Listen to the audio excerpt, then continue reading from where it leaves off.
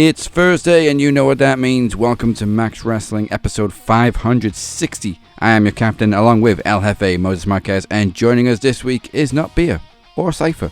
No. It is the one and only DC, Daniel Crimmins. Now, CM Punk is a champion. Jade Cargill is a champion. Cody Rhodes is a champion. Ricky Starks is a champion. Mariah May is a champion. All in WWE. So, hey, maybe AEW didn't suck after all. Ethan Page too. I'm not saying, we can go down the whole list, and trust me, the people on the internet would argue with that one. So coming up this week, we will look back on Saturday night's main event, which, as Daz stated, ended with 3 former AEW stars as champions now in WWE.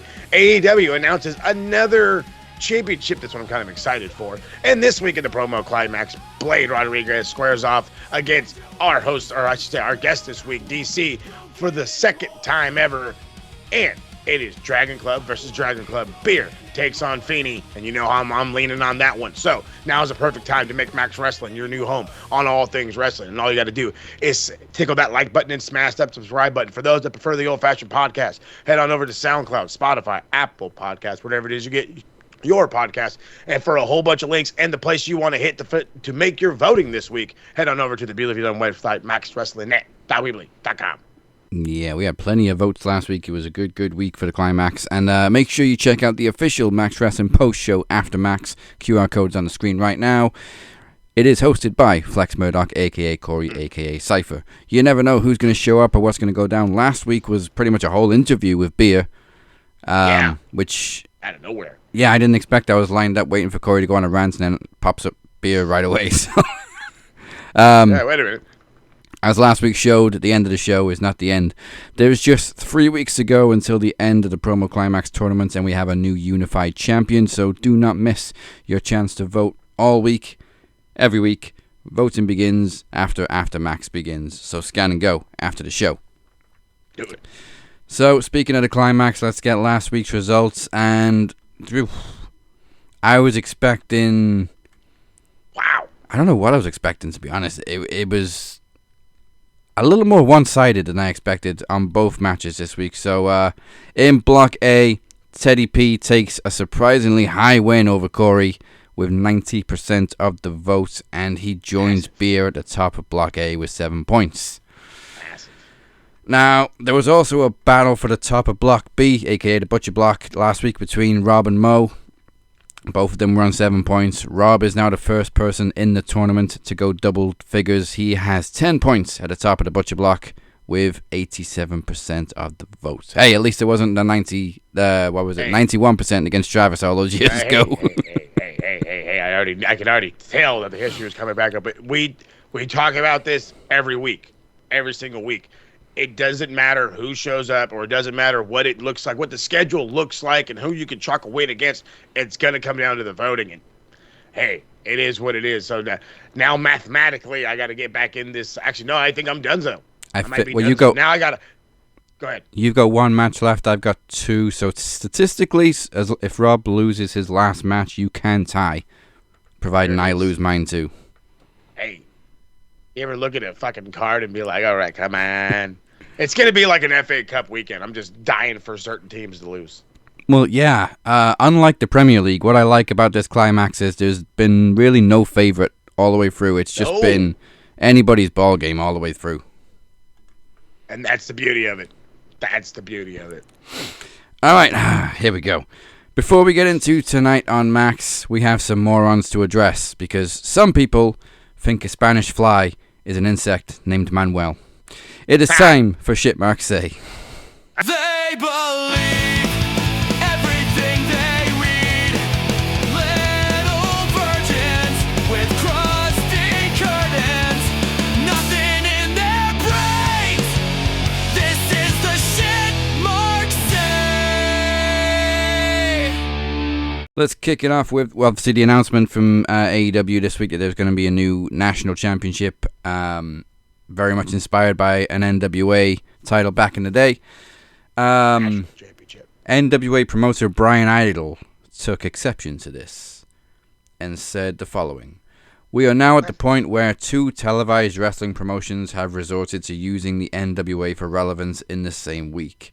Could it be that, as usual, we are winning way more than anyone gives us credit for?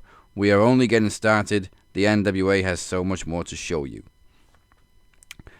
I don't think anybody in the NWA is in a position to talk about relevance. Sadly. I mean, Billy Corgan is. I mean, he's still he's trying. Yeah, he's trying. A rock star. I love Billy Corgan's passion and his determination to bring NWA back to where. I don't think the NWA is ever going to get back to where it used to be. It's just. It's got too many bullet holes in it. Well, even beyond that, if you think about like the old days in like the 70s, the 80s, hell, even the early 90s, it worked back then. You had the territories. You had where you could send your champion to Japan, to England, to Germany, wherever, and that worked. Nowadays. Now, there was the idea like a year ago where he said they were going to try and do something like that with the indies, like have, a whole bunch of NWA affiliates. Nothing ever happened with that. At least, when you had EC3 and that other guy, which we're not going to say his name, as NWA World Champion, you knew the person. The Tom Latimer, the former Mr. Charlotte Flair, he had it for a spell. Now, I couldn't tell you who any of the NWA champions are anymore. No, I couldn't. I'd have to Google it. And that's what let's have a good. That's exactly what we're doing right now. Who's the NWA World Champion? Cardona had it, lost it. Trevor Murdoch had it. Which, honestly, I still say he was a good NWA champion. He had the old school Harley Race vibe. Yeah, I liked him as champion. The current NWA World Champion is Thrillbilly Silas Mason. Oh. That's who defeated Tom Latimer. And they still have the same belt that they used in the 80s. Yeah. Who the fuck is this? I mean, he doesn't even have a picture of you. That's a sad one. Nope, I don't recognize him. I'd never heard it. I've never heard of him. I've never been on Google so much in all my days on the show. What the fuck? I say this, and you can't talk shit like this, and like. But then again, it's not some. And then I'm more in the boat of, why are you taking this so personal? This guy has been pulling fucking rando championships out of his butt left and right. And how did WWE use an NWA reference?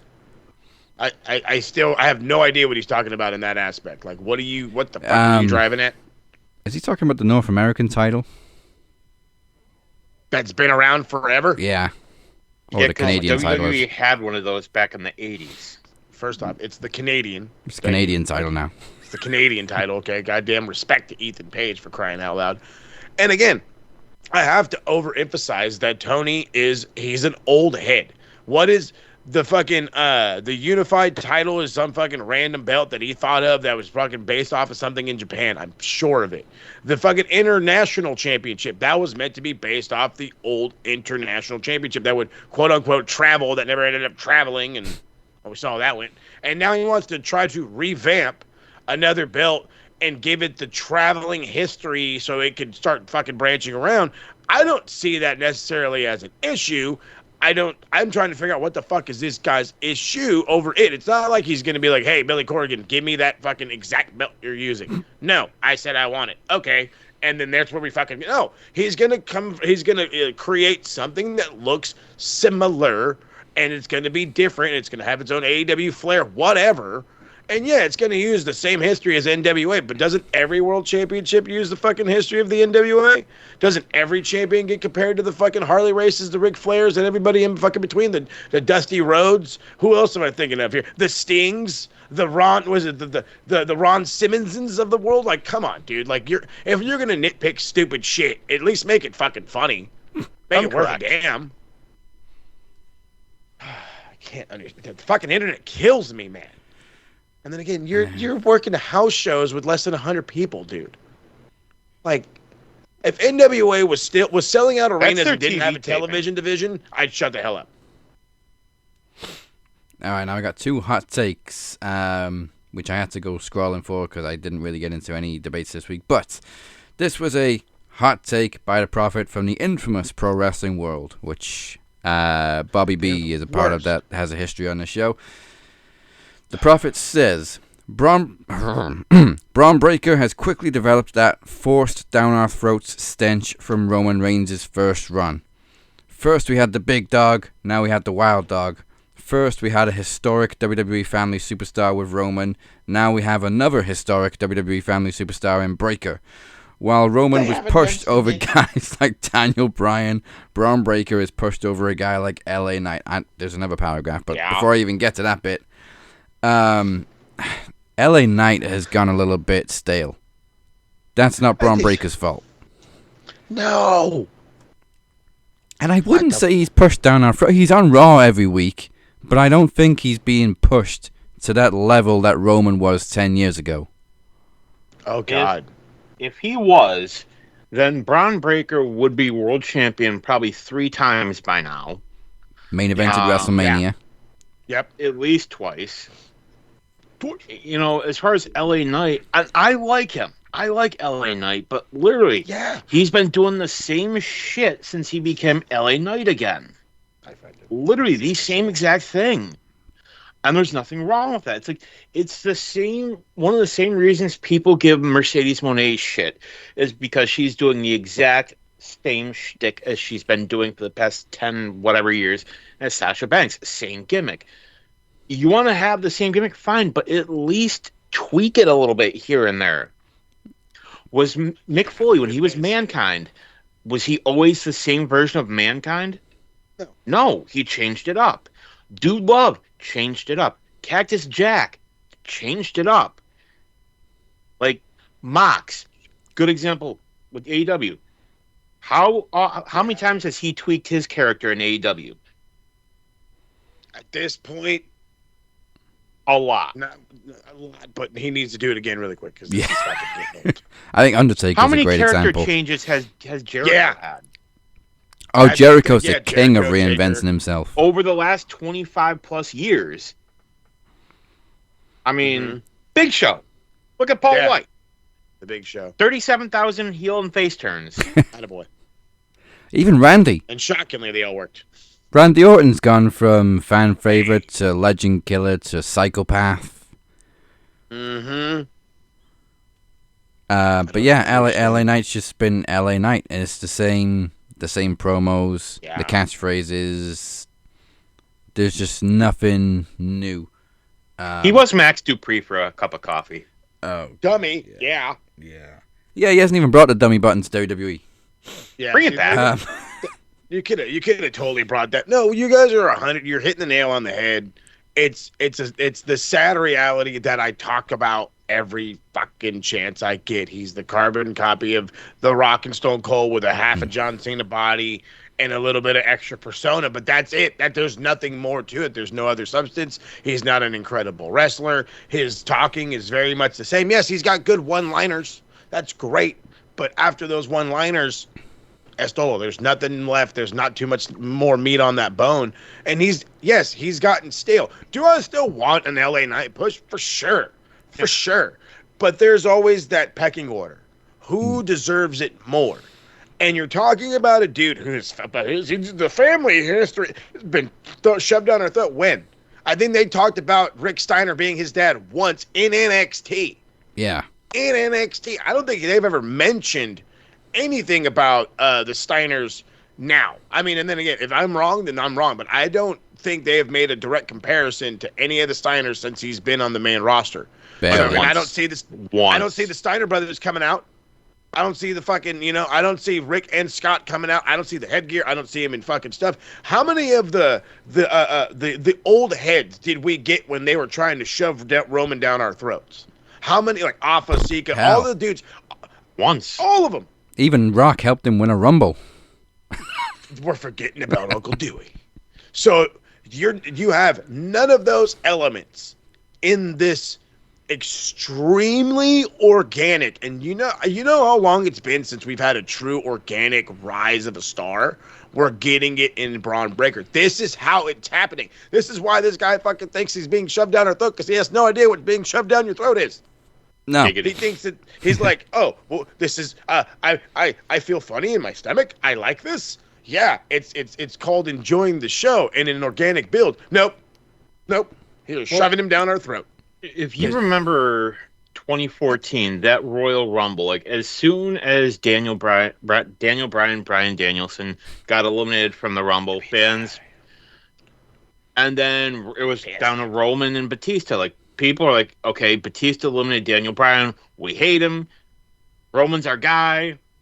We started cheering Roman because we're like, hey, this guy looks cool. He looks like a badass. It was organic. We chose him. As a collective fan base, we chose him. So what are WWE going to do? They're going to say, hey, we got to do it. We got to, strap the rocket to him. We did that.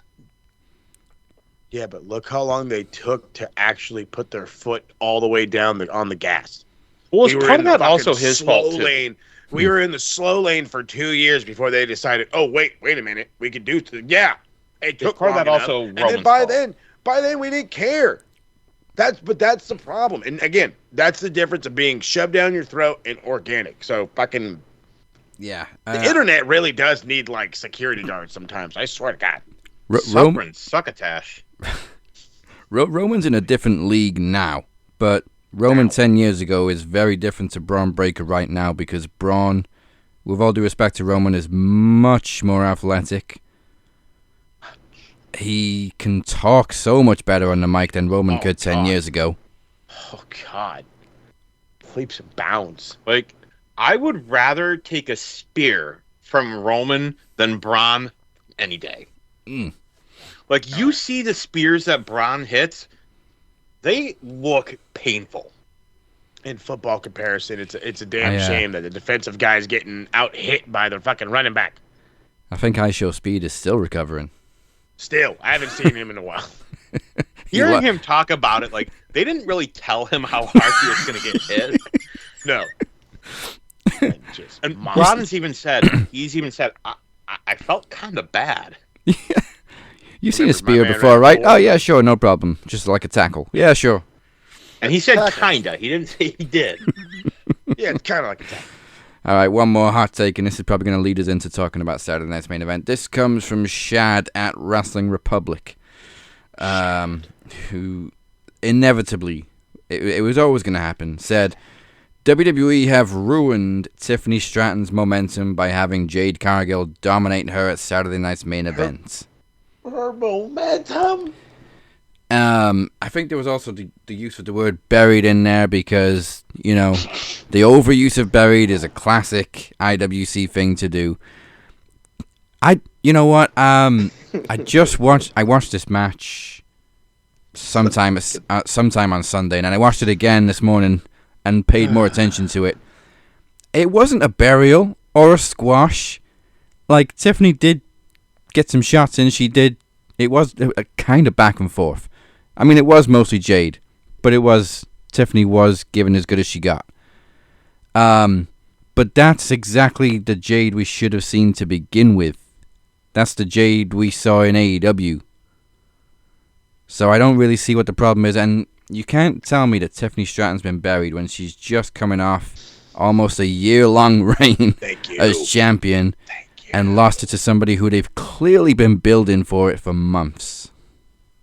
We just talked about this last week. We just talked about it last week in the whole, we're going to go tonight, and then we're going to go to Jade, and then we're going to go tonight, then we're going to go to Jade. And all of a sudden, you think, we've already used the footy as numerous references, but you can bring even the American, but all sports into it. Don't you game plan for the teams you play often? Don't you have an understanding of how they play and how they're going to attack you or defend against you? Don't you think in the wrestling world, psychology-wise, I've wrestled you so many times, I think I can beat you. I think I've got you, figured out.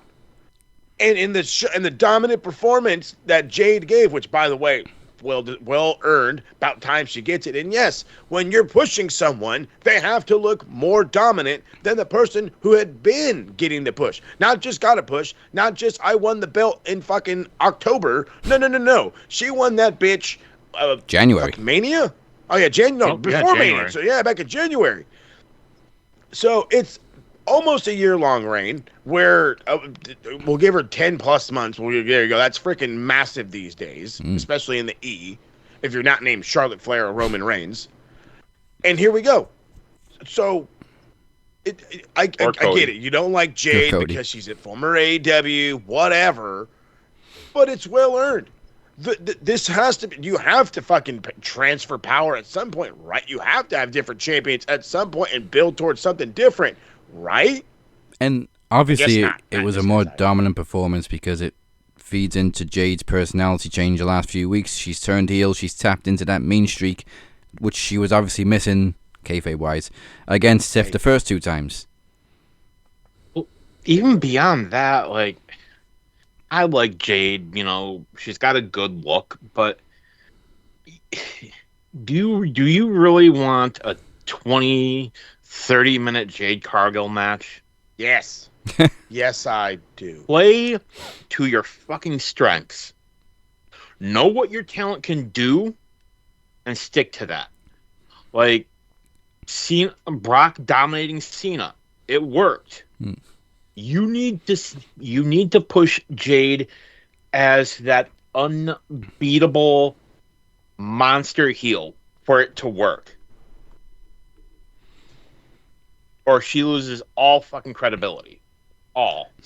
She doesn't need to be working no 2030s. This ain't AEW. You get what I'm saying, though. Like, no, I do, but again, Jade can go 10 or 15, which is pretty much.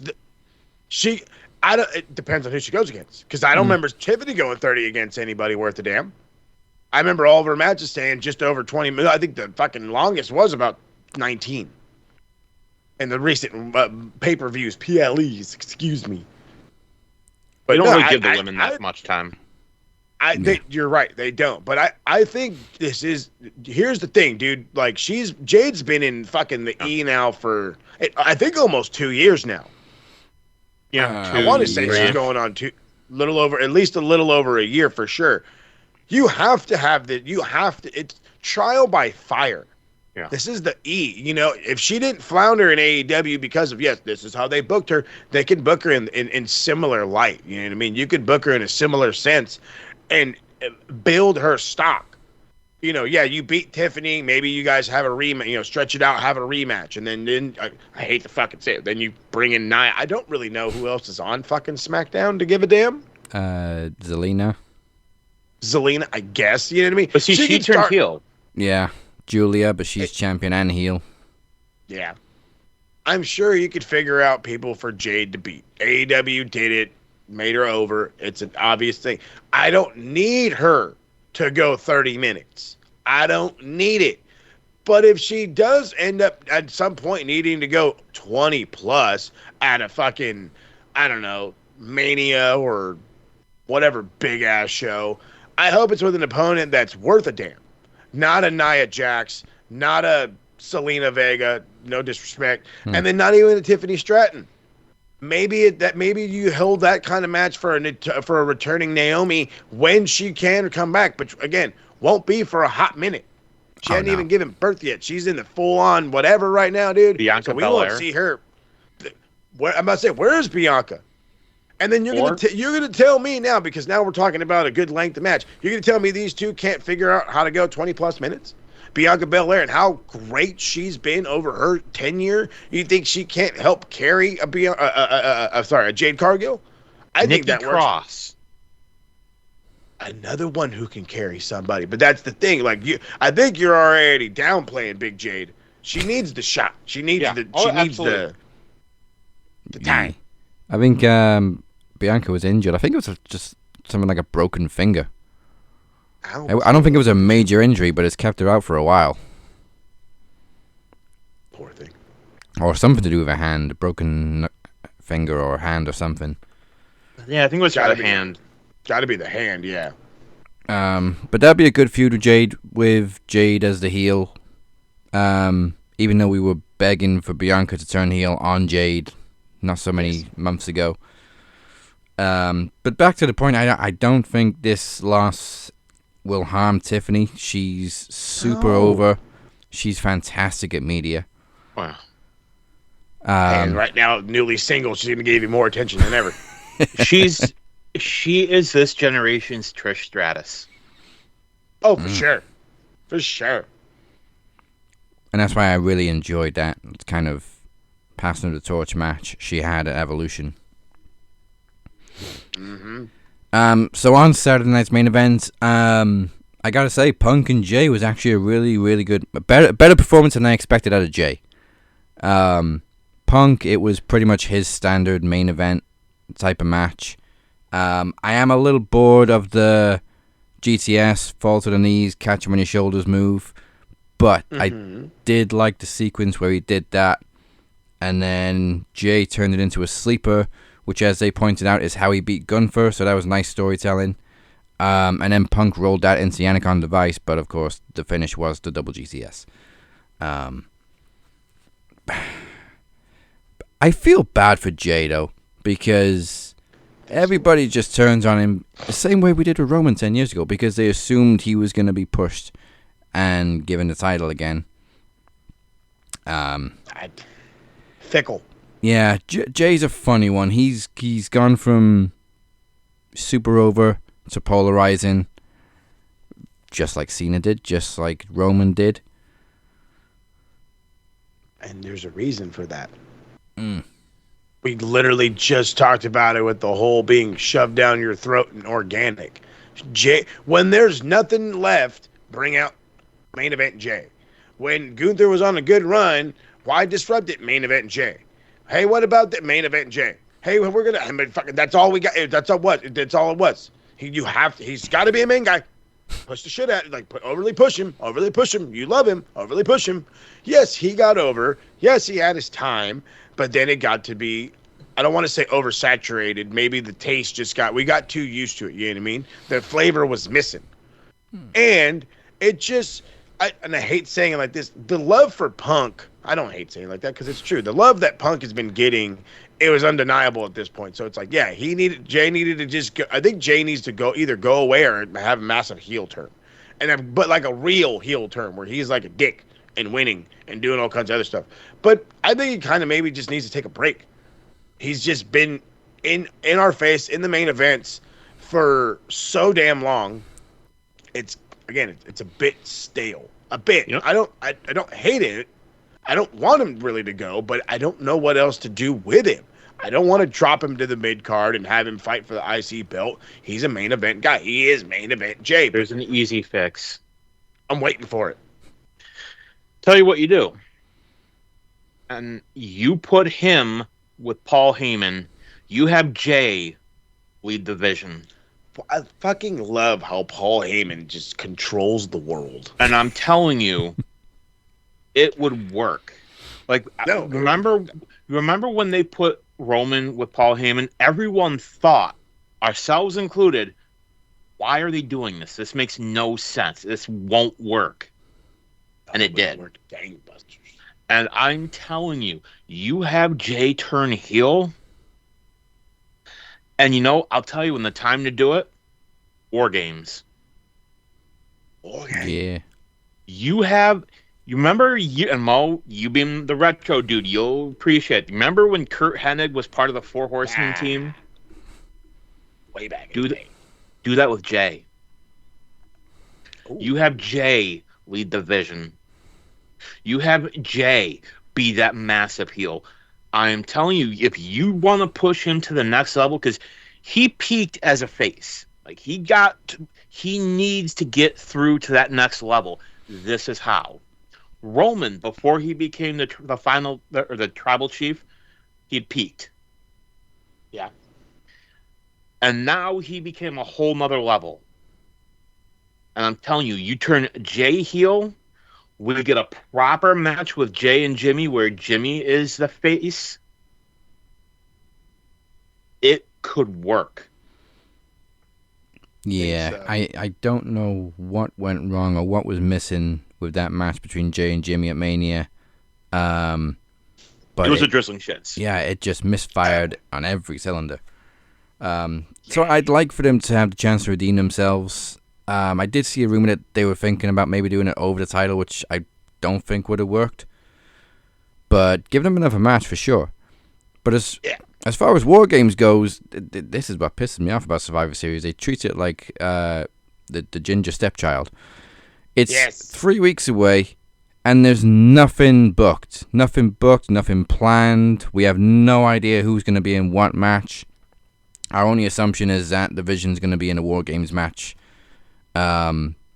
Seems like a done deal or an obvious prediction. They're on the poster right now. Braun and Bronson with Paul Heyman in front of the War Games cage. So that's pretty much an easy prediction.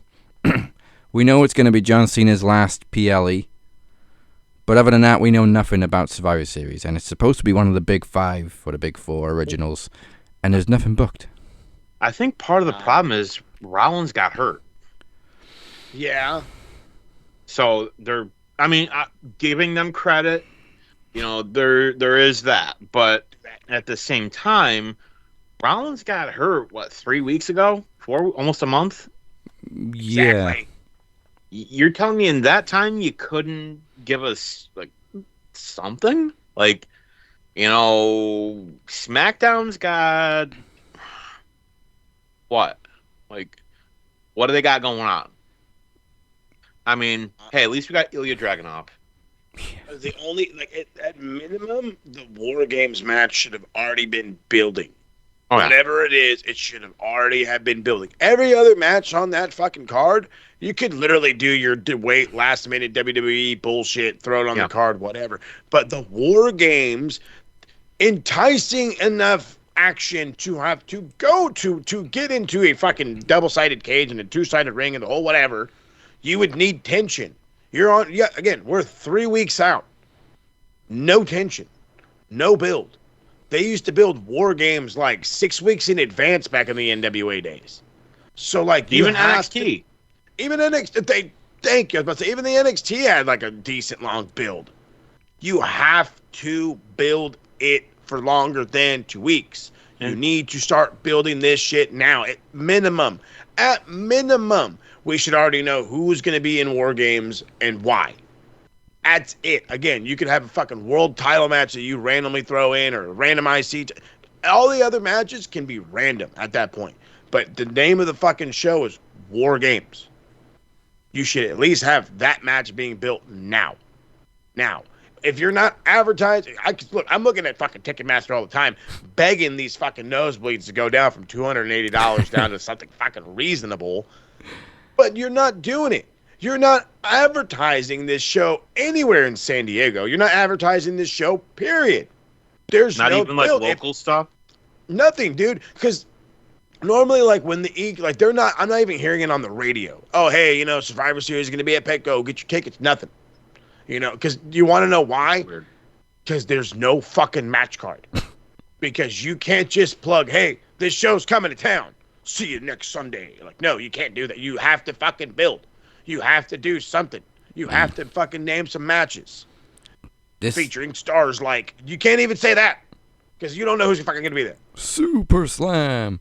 This is why I hate that they have so many odd shows. They've been so focused on Saturday night's main event that they've built nothing for Survivor Series, and now we've only got a couple of weeks to go. They did another show in Saudi, and then it was Saturday night's main event. What was before the Saudi show? Another Saturday night's main event. Yeah. They've been rolling with these things, man. Those were supposed to be quarterly, and now it's once a month. Yeah. And we got another one in December, yeah. Yeah, for fucking John.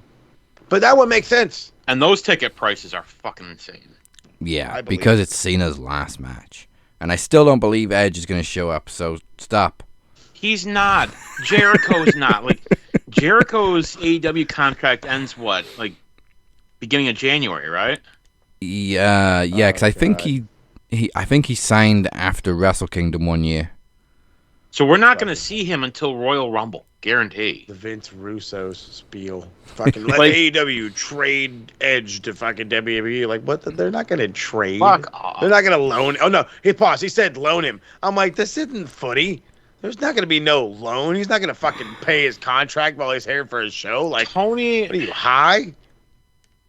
and you're expecting Tony and Triple H to get along? Yeah. When Andrade's just been Thank you. You know, you They're can't petty about even. a guy they released. Do you think they're gonna fucking trade somebody, like, or loan somebody? What the fuck? What's funny that you're talking about, Mo, the lack of advertising. They're coming to Buffalo here for a SmackDown, first SmackDown in January, and I'm seeing ads. Yeah, we got fucking Months all out. here. Like, this is Cena's last Survivor Series. Why not, do that? Put him in a War Games. Thank you. Months ago, you remember when we had that NXT Homecoming? There was that segment with Triple H and Shawn Michaels in the ring, and they kind of teased something, and Regal came out and said, "Gentlemen, I think we only have one way of settling this." yeah. Thought that was going to lead to something.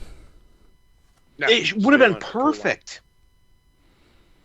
You can throw NXT versus TNA in War Games. We haven't even got that. Yeah, I thought that's what we were getting. That's what it felt like. Sadly, it seems like we know what the WWE title, no, the world title match is going to be. CM Punk and maybe Logan Paul. Oh, fuck that. Logan Paul again. I thought this fucking dude said he retired. Yeah, Punk's Oh, reaction was exactly everybody else's reaction, I think. As soon as Logan Paul's music hit, no. Anyone No. but you. Mm-hmm.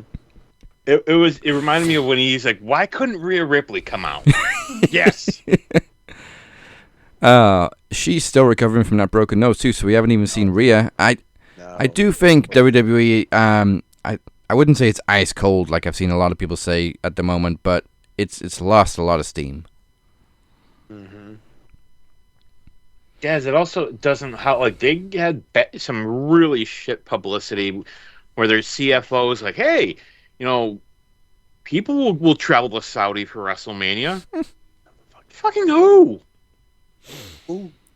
Like, you think Americans, the average American, can afford those ticket prices, airline, and hotel accommodations? Like, especially in a region where, hey, Americans really are not all that popular. No. Like, No. I can't think of the average person that's going to be able to afford that. And you have them just say, "Oh, hey, we don't see any problem with how we're pricing. Hey, Vince may have priced for the fans, but we're here to make a profit." Yeah, and to think we were all singing Paul's praises a few years ago. Hey. Even he's got to realize it. I think his I eyes think literally we- are just on the dollar signs right now. Yeah, I was literally trying to way to defend him, but I'm like, everything he does is overly advertised based. They've become a literal wrestling advertising everything else and then wrestling. And then you want it I've got I don't want to say non-wrestling fans, but like the old heads of wrestling, and all my kids watch wrestling. And we're at Little League practice on Sunday, and they're all like, "Hey, did you guys?" Or one of them was like, "Hey, Mo, you're a wrestling fan." I was like, "Yep." They're gonna have Mania in Vegas. You guys gonna go? I was like, it's an idea.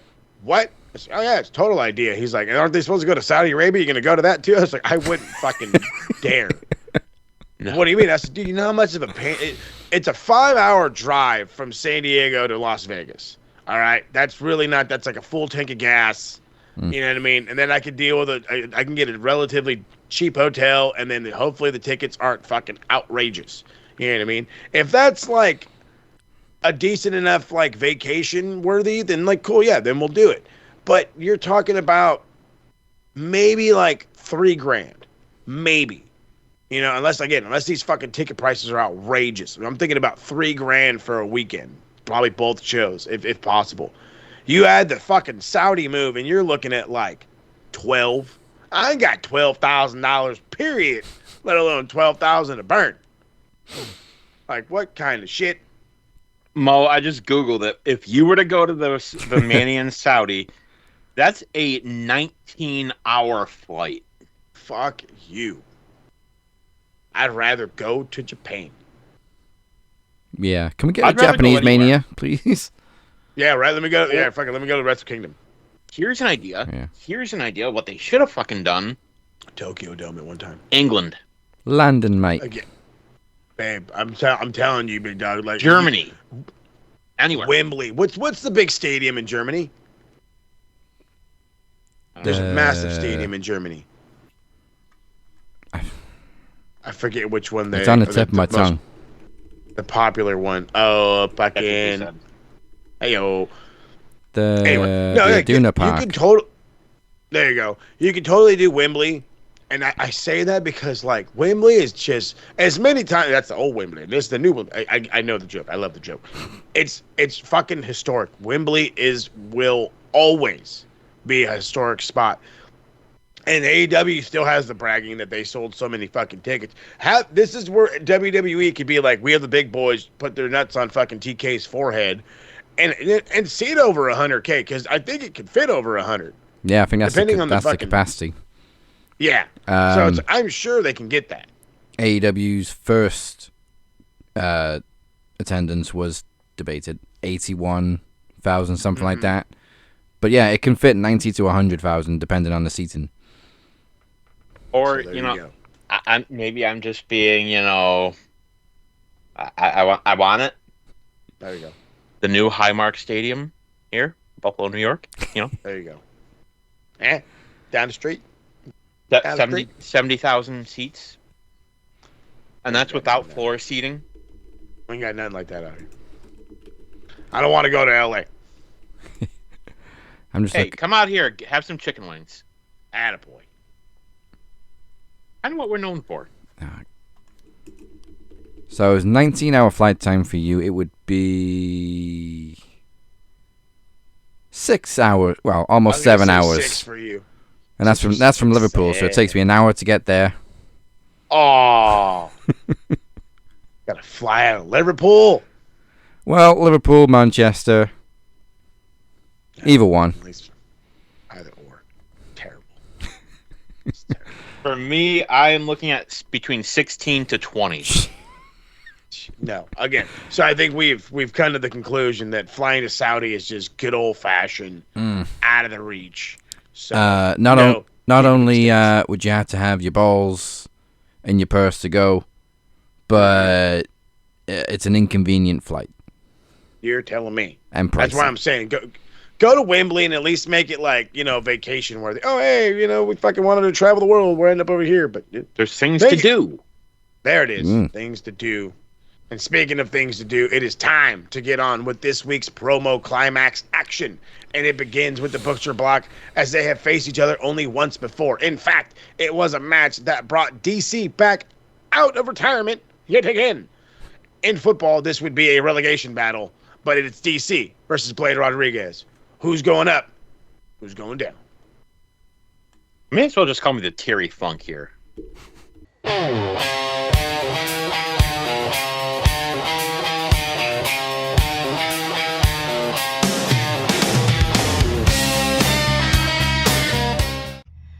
So this is a message to the day late, dollar short, motherfucking Daniel Crimmins.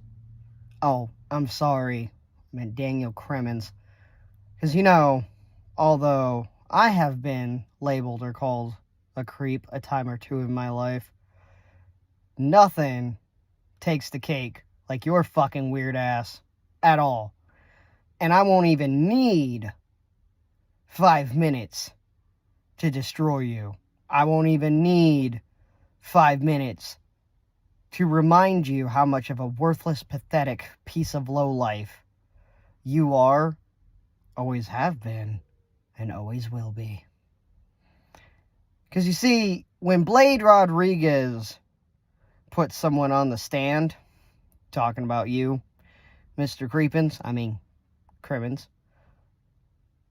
I don't need an audience of my peers to back me up, to prove or show evidence on how worthless you truly are.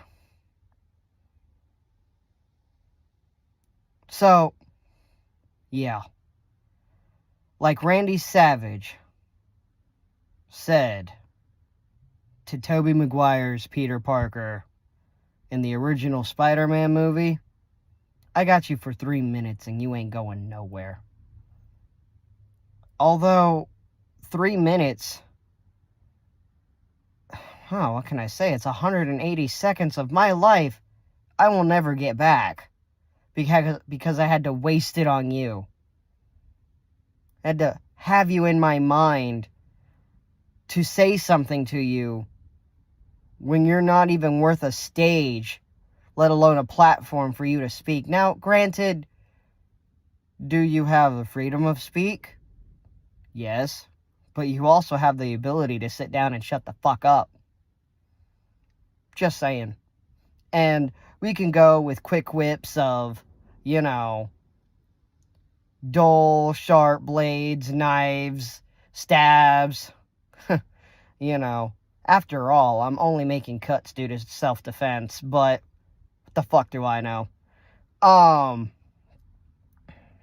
as far as the knowledge part of Max, I will be taking that spot for Cypher Coulter. And what can I say?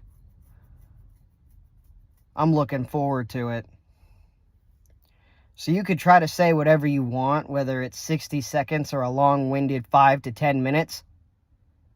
Nothing you ever think about saying, let alone utter from your mouth, is worth a damn. It's terrible I even have to waste fucking battery life on this bullshit towards your fucking worthless, pathetic ant of an ass. So, do us all a favor. Go back into that hole you crawled out of and die. Oh, sorry, too much? Permanent hibernation then.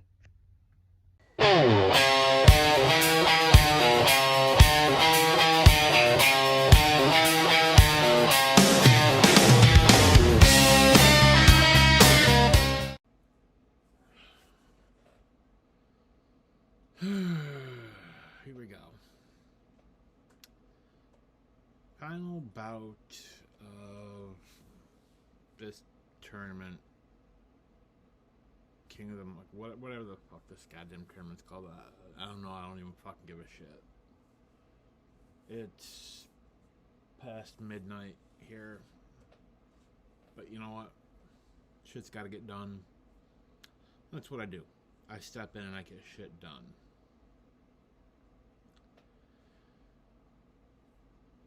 Final opponent in this whole thing, Chucklefuck McFuckstick, Blade, whatever. I don't even. The Lance Storm of Max Wrestling promos. Actually, no, I take that back. I apologize. I should apologize, but I should apologize to Lance Storm. Blade, I swear to fucking God, watching your goddamn promos, I would rather watch paint dry. I would rather watch fucking golf on TV than watch one of your promos. No soul, no energy, just...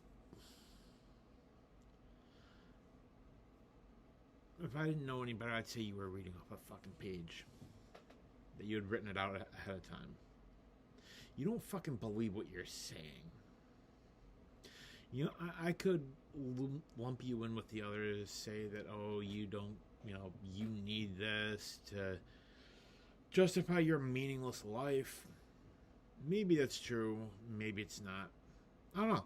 I don't know you. I don't care to know you. I know enough people in life. See, you're one, much like the others, like certain other people, the only real way that you can win a promo about is by TV rules. That when it comes to actual voting and having to, put in a quality promo bout, you don't have it. You don't have a gimmick that you fucking believe in. You don't have a pot to piss in, a leg to stand on, whatever the saying may be that you want to use. So why are you even doing this? Just, I don't see it. Something to do? Maybe. I don't know. Don't really care. But I swear to God, your promos are just shit. They've all been shit. I swear, I would rather... I'd rather go to a doctor's appointment than sit in the waiting room all fucking day. I would rather sit on a hold listening to fucking elevator music all day than to watch one of your promos. Compared to your promos, I would compare Lance Storm. You make Lance Storm promos look like an Oscar-worthy performance.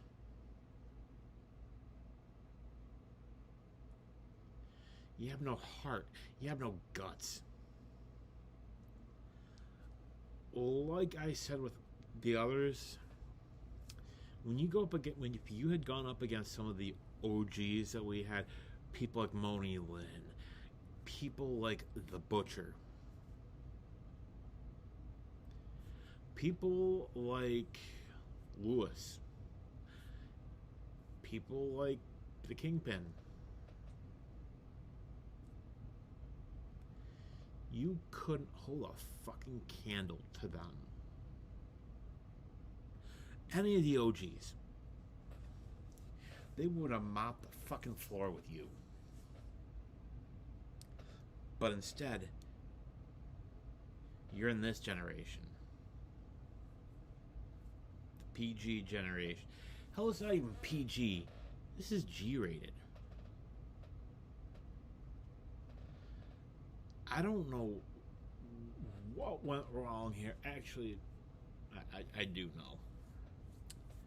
And this is where I'll fucking loop in El Capitan. You see, you bring in people that have no business cutting a fucking promo. People that have no guts. And I'll be honest, it took me a moment to develop a character or whatever. Actually, no, this isn't a fucking character. I don't give a fuck about characters. But it took a moment for me to realize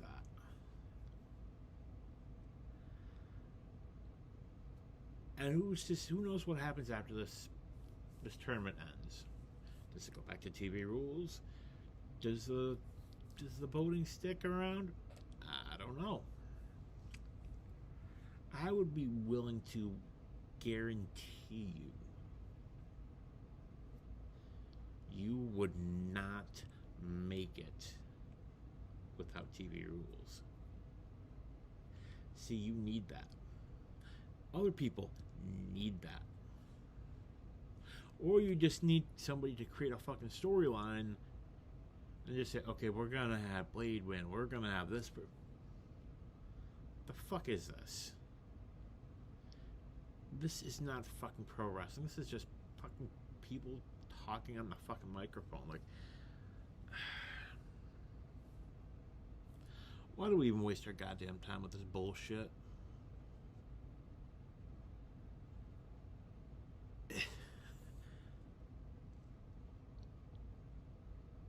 I got nothing for you.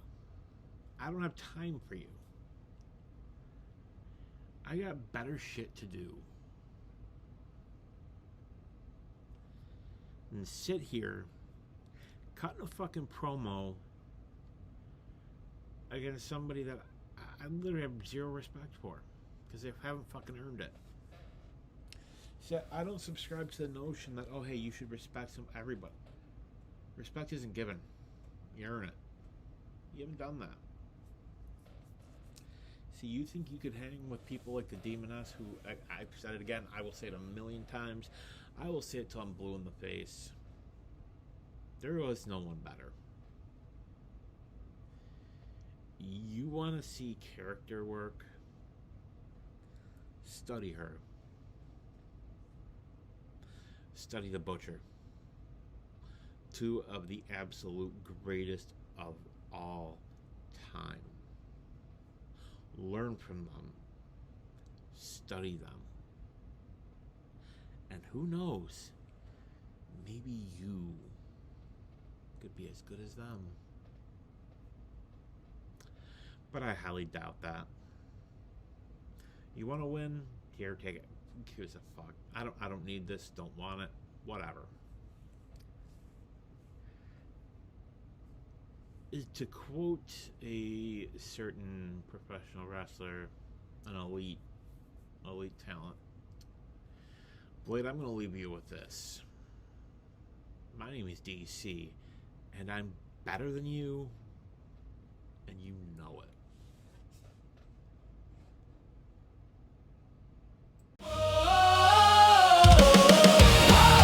Rising from the flames. Some monsters don't hide under your bed. They walk among us. Take a journey with some of the darkest minds and twisted crimes in history. A brand new show from Daz Lee, Homicidal Beasts and Where to Find Them.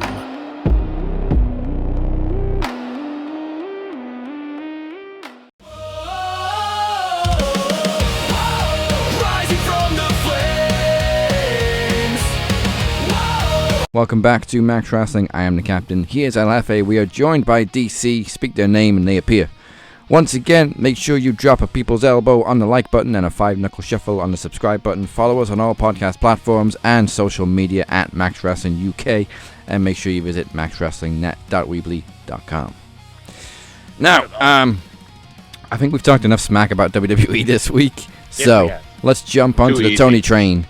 It's time for Last Night on Dynamite. I've never used the term Tony train before in my life. That's great.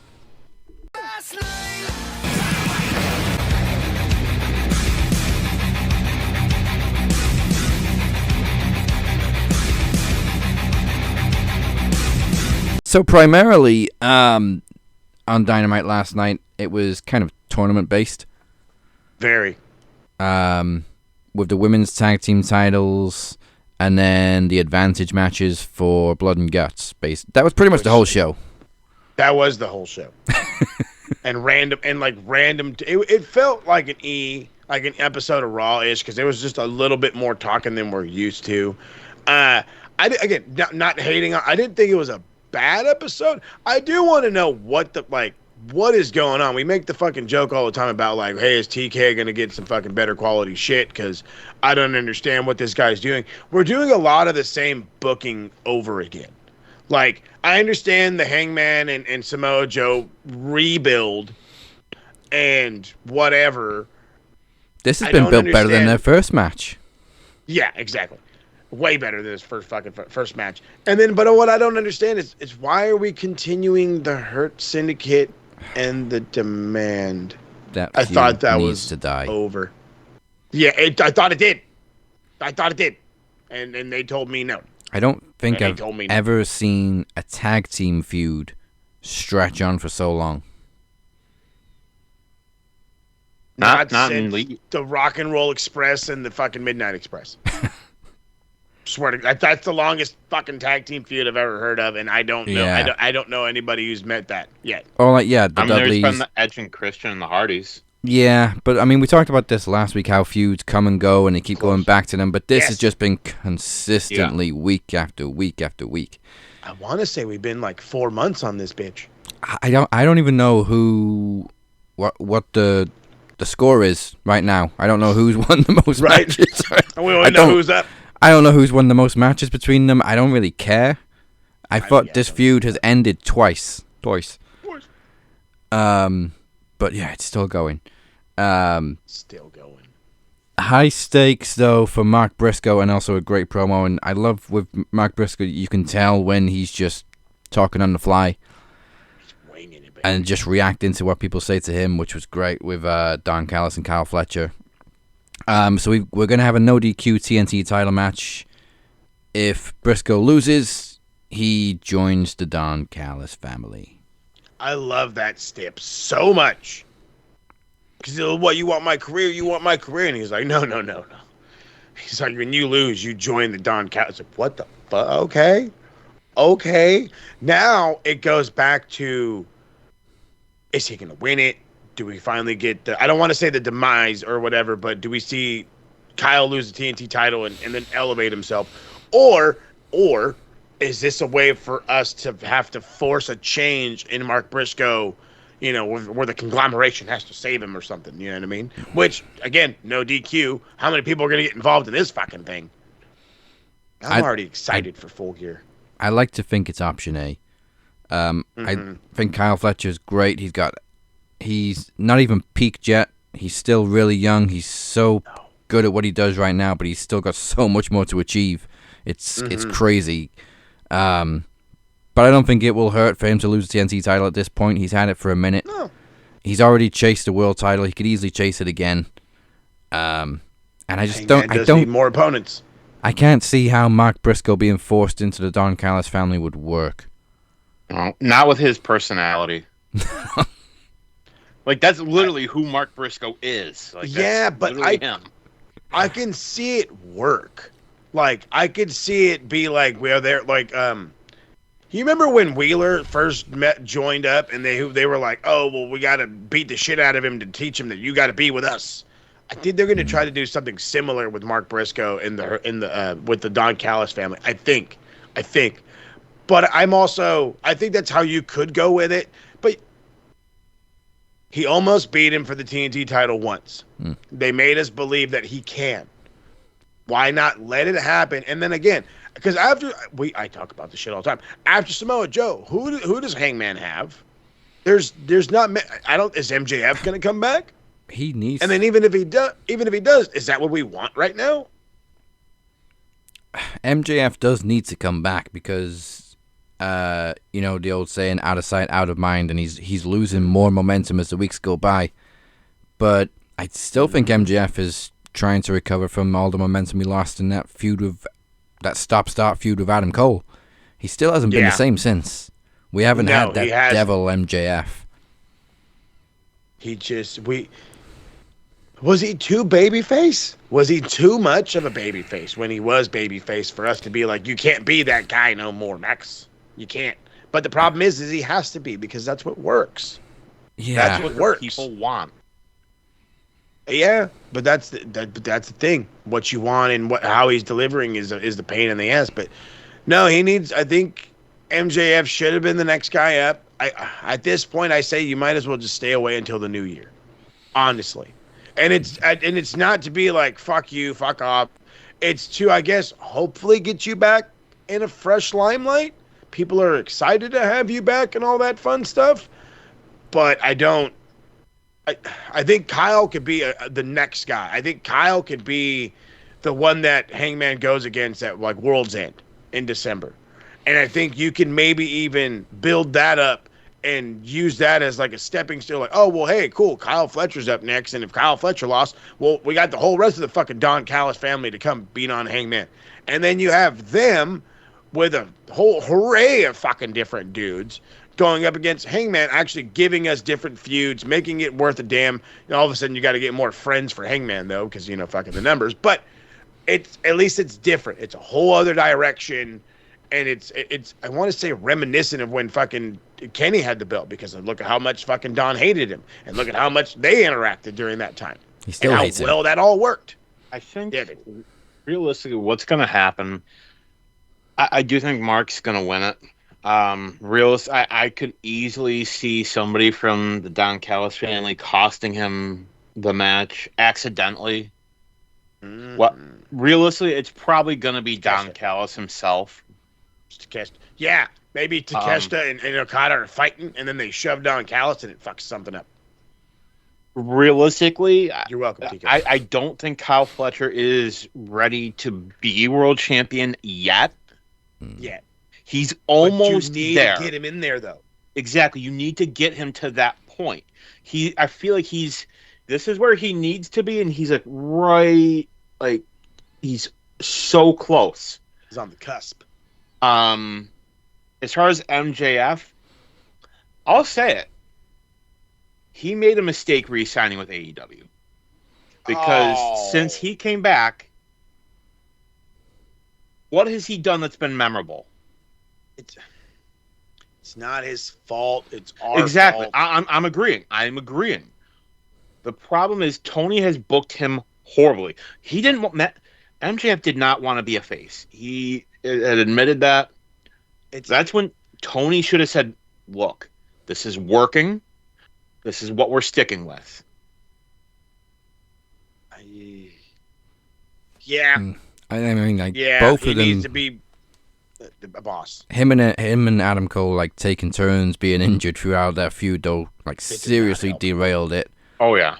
But I mean, it didn't get off to a hot start anyway. When Adam Cole revealed himself as the devil, it was a cool visual, but everybody called it, and because everybody called it, they were disappointed that they were right. Yes. Even though it was blatantly obvious that that's the direction they were going. Because that's the and I think if they didn't have to stretch it out so much, it may have been a pretty cool payoff.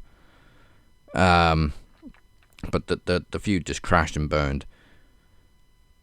And MJF as a face was kind of working because he was entertaining. The kangaroo kick and all that shit. But yeah, no, it was over. It was like, think of Stone Cold Steve Austin in the 90s with the Attitude Era. Mm-hmm. That is not the gimmick of a traditional babyface. No. But it worked. MJF's gimmick, not a traditional babyface gimmick, but it was working. Not in 2025, no. Yeah, he's a prick, but he's our prick. Exactly. But he does dumb moves. We like people's scumbag. Those shirts were selling. They were. He needs that back. So hey, here's an idea. Have Samoa Joe beat Hangman for the title. Oh. Maybe not right now, but I get what you're driving at. You're building towards something different. I got you. Then you have MJF come back. Give us MJF and who took the title off MJF? This is Samoa Joe. Bingo. Well then. Who should take it off Samoa Joe again? MJF. Mark Briscoe. Oh, sorry. Oh, that too. I'd be cool with that too. You know, Mo. You know me. I already know. Trust me, I know. I've been ranting for Mark Briscoe thing, because remember, I thought he would have had a shot against fucking Hangman, but that's beside all the point. But no, I think that's a fucking perfect analogy that you're using. Yeah, have Samoa Joe win just to be like, crap, MJF is back, and then you have him as a face. You have no choice but to have him as a fucking face, which, you know what, might do more fucking good than harm at this point, dude. No matter how much you want him to be the prick and the a-hole, and you can have him be the prick and the a-hole and just have us like him. Exactly. He can go after the heels. He would have been a good choice to beat Mox. Yeah. Everybody you throw at Mox, nobody beats him. So it's like you have to make what's the old saying? You make a deal with the devil. Mm-hmm. Bingo. That could have worked. That could have really worked too. How many times did I mention that on the TSK show, Mo? Too many. Too many. Too many and not heard enough. One thing I was pleasantly surprised with on Dynamite was Mercedes and Athena lost. Yes. First off, hold on. Before I want to rip and be so excited that they lost or whatever, I fucking hate how well they worked as a tag team. They looked great. I fucking hate them for that. But fucking, it was probably all Athena. She was just out there controlling the world, and it looked good. But yeah, no, they're out. Thank God. So now we don't have to worry about her winning the tag team titles, which is Yeah. at least it's not during the belt collector reign. That's what I give a shit. Like, I don't need her adding more fucking useless belts. Is what my point is. Yeah. So like at least that's now out of the picture, but they are building, unlike WWE and lack of builds, they are building the crap out of Statlander and her. Like Statlander cost her the match, the whole shebang. Well, no, I forgot who came out. I think it was Sky Blue or something came out to help, and then Chris was at ringside, but if I remember rightly, she didn't really do anything. She was just there. Yeah, just hanging out. But it was enough of a distraction. Then somebody else came down. I want to say Sky Blue. And somebody else came down. She stopped her from interfering in the match, which distracted fucking Mercedes because she's a stupid. Oh, and was it the Minion? And he got beat. There you go. The Minion. Just change your name to that. Minion. Billy Starks. Billy Starks, yeah, blue hair. That's right, Billy Starks. I'm also glad that it was Willow and Harley that got the win to be the ones to knock out Mercedes, because we all love a little bit of Willow, and we all love Harley. Here. Bro, if you don't like Willow, there's something wrong with you. No, they said it in her entrance. She's just magnetic. She's just so goddamn. She's a mood. Just goddamn. There is something seriously special about her. Like, dude, she has that it factor that, it's like you can't help but like her. Like, she's the kind of person you would want to hang out with. Like, you would want as like your best friend. Like, she's so positive. Like, she is the AEW version of Bayley. Yes. For sure. But like, and I don't say that as a negative. No, that's no. Hugger Bayley, yeah. I was gonna say. Yeah. She's not so much a hugger, she's a dancer, but I like it. Yeah. Fucking dance better than me. Hey. Ain't that the truth? Same. Again, yeah, it wasn't really a whole lot else that happened other than Joe going off on Skivone over Hangman's switcheroo last week.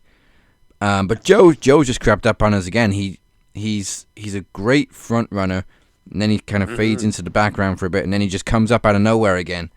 And his promos are always on point. He always puts in a great performance.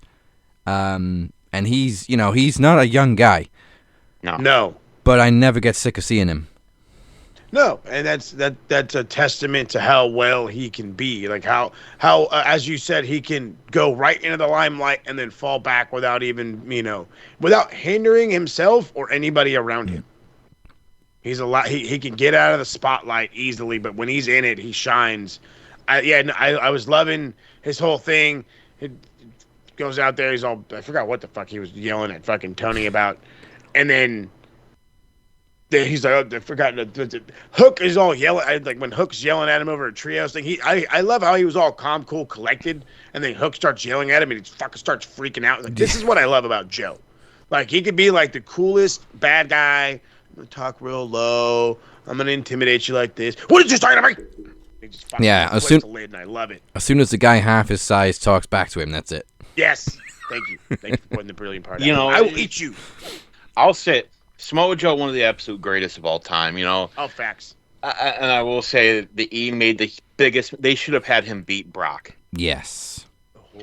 Not only that, they should have had him squash Brock. That'd have been cool. Because I'm telling you, like, Joe, that'd been cool. Like, his feud with AJ, perfect example of doing the calm talking, and then just 0 to 100. 20 even. Yeah, Joe's a man. If Joe was in these 2K games, you put him in not universe mode, GM mode. Joe's one of those guys that comes with a massive perk that improves the entire roster. Yeah, he does. He really does. And at his age and his size, people like that should not be able to move that well. Oh, no, he's never slowed down. Joe's just a freak of nature. Yeah, he just walks away from people. Oh, yeah. Smart. And again, he makes that look cool. That's another thing that has never got stale, has never got old. And it's just such a simple trick. He's the man. Just God, he makes he's it look man. cool. Because he's smarter. Smarter than the average bear. Yeah, and who was it that did the what the fuck? Was it Kip I think Kip Sabian. I think. Sabian? Yeah. Kip Sabian. Like whoever that photographer was that caught that. Oh, he must have been clicking the shits out of that camera. Like, perfect. Especially like. Love it. Yeah. So Blood and Guts is it next week? Next week. Yeah, I'm sure they didn't want to put it on the fucking Full Gear show because I'm like, God only knows how much crap they're going to throw on there for the fuck of it anyway. Yeah, I don't think Blood and Guts has ever been on a pay-per-view. It's always like the week before a pay-per-view or the week after or something like that. Which is great because, you know, it's a go-home show. All eyes are going to be on Blood and Guts, and then you got the pay-per-view right after, so it's a good move. So who we got in it? We got... Okay, I missed that one. Hangman versus Hobbs, Falls Count Anywhere, but it's not for the title. And then in the women's, we got Jamie Hayter, Willow Nightingale, Harley Cameron, Toni Storm, Mina Shirakawa, and Chris Statlander versus Megan Bayne, Marina Shafir, Mercedes, and the Triangle of Madness. Triangle of Madness. So the women's match just seems like thrown together. Just faces against heels, whatever. Bad guys, good guys. That's it. But the men's is much better built because it's like pretty much two factions against each other. So the Death Riders, all of the Death Riders, against the Conglomeration and Darby Allin and Roderick Strong. Why is Roddy not part of the Conglomeration? I thought he was a part of the Conglomeration. I thought he was. You know what? That one time he was on the phone while they were all talking, he was like, "I'm not in the group anymore." I get that. Yeah, because like Kyle's in it, reason I got. so it's like his buddies got his own buddies. That hanging out with my friends' friends. Can I join? No, you're not cool enough, man. I'm not cool enough. Yes. Honestly, I don't know which way the men's is gonna go. Because Darby and Mox seems to be another one that's not ending, especially anytime soon. Yeah. I think what that one is though is that one's just Darby sticking to his word. He had said like I'm not done with you. Like I want like I'm not done until like you're done, type of shit. And I don't think they need a final nail in the coffin. I thought that should have been enough, but maybe this is where the good guys finally beat the Death Riders, and the Death Riders just go into the fucking, and go away type of shit. I don't know if they should go. No, they do need to go. At least John needs to go away for like 3 months. John definitely needs a break. I also keep forgetting that Danny Garcia's in the Death Riders now. Oh, bag of dicks. I think even he forgot. This guy and his fucking. I cannot stand Daniel Garcia. Like first off, like Mike has been like he wasn't overly influential at first, but then I'm starting to realize that Daniel Garcia fell off of whatever little clip he was on and is just now the worst version of himself. And it's no disrespect to the Buffalonians out there, but like he is bad. He is bad. Like his moves aren't that good. His fucking gear. He's got better gear than him? Grayson Waller. And you know how much I used to fucking shit on Grayson Waller's gear? Like on a motherfucker. I swear to God on the pay-per-view, his fucking shorts said BG, not DG. And now they say DG, so somebody had to fucking heard me last week. But he's out there in like a fucking goddamn Brock Lesnar cosplay outfit. Just looking terrible. I can't stand him right now. And then, of course, Mike's the influence calling. He says he talks like he's got a bag of dicks in his mouth. Well, there you go. Yeah. Thank God he didn't talk. He's also coming off a pretty forgettable title reign. Mm-hmm. Forgot he was on it. I forgot he had a title reign. Yeah, I don't know what happened with Danny Garcia. He went from being really popular to just, I forgot about him. Too much. I don't want to say too much in the mix, but probably self-induced. Even he feuded with MJF too. Mm-hmm. He got complacent like so many others. And it's not just an AEW thing. It's like, you have people that come up, they get complacent, and then I can't he won the TNT title and did fuck all with it. Yeah, and it was just stuck on Collision. Yes, sir. Actually, so with the women's, I'm actually thinking give the baby faces the win because Chris is on there, and then inevitably she'll drop the title to Mercedes. Yep. Probably World's End. Or is it booked for Full Gear? I think they're booked for full. Let me look now. I think they're booked for Full Gear. Because that's still 2 weeks away. Yeah, 2 weeks out. Yep. They're booked for two. They're booked for them. Damn, we already got 7 matches on that bitch. Some bitch. No, there used to be 7 more added. I like it.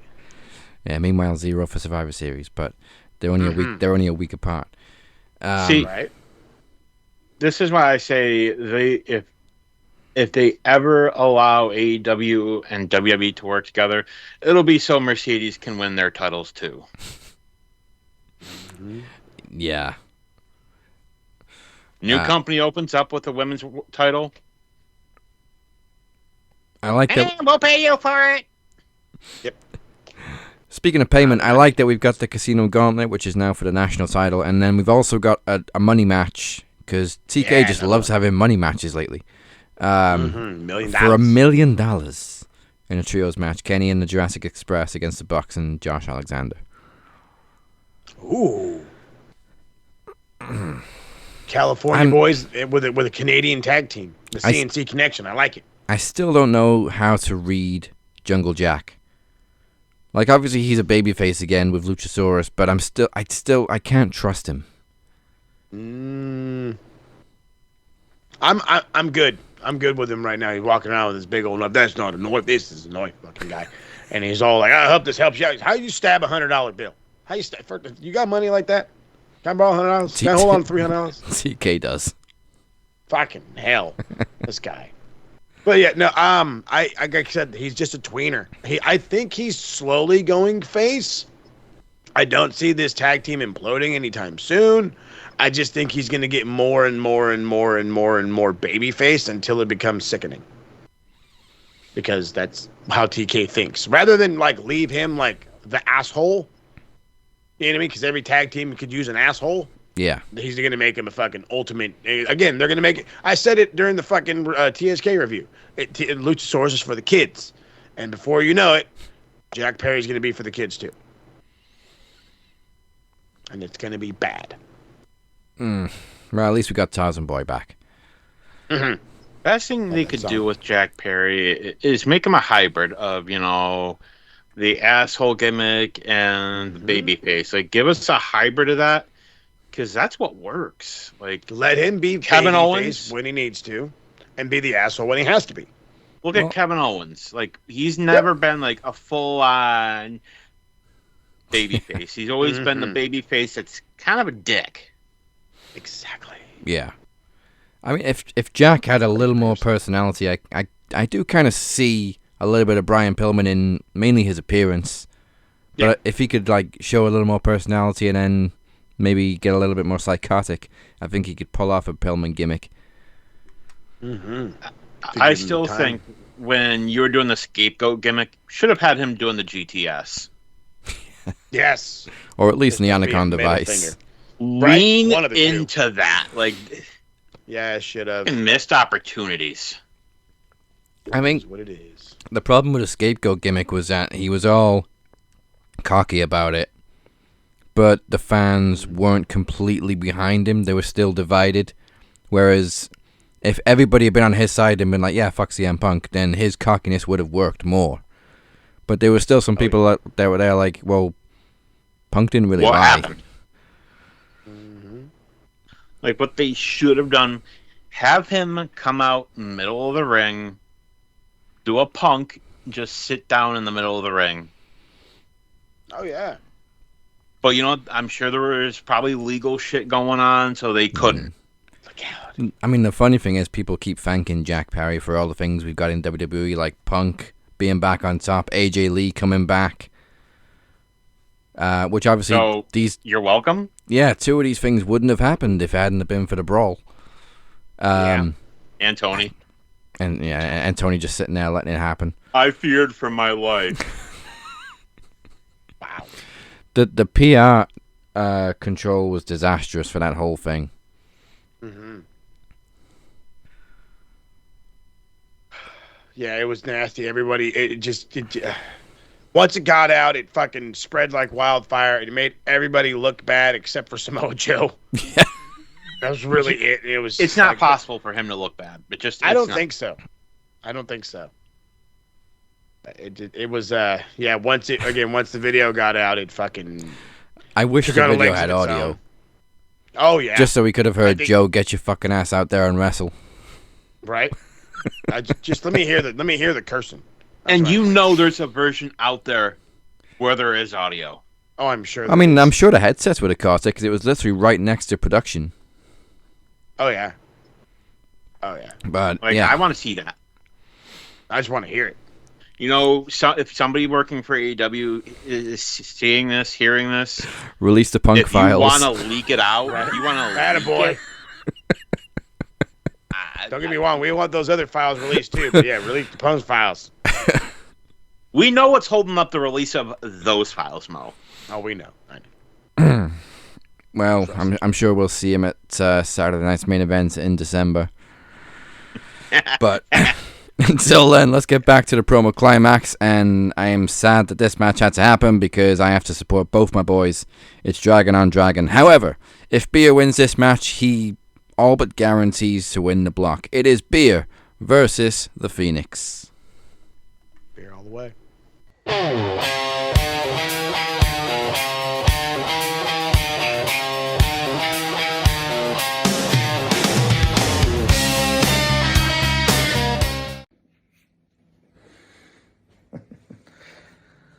As I've told you all, we're in the back end of this tournament.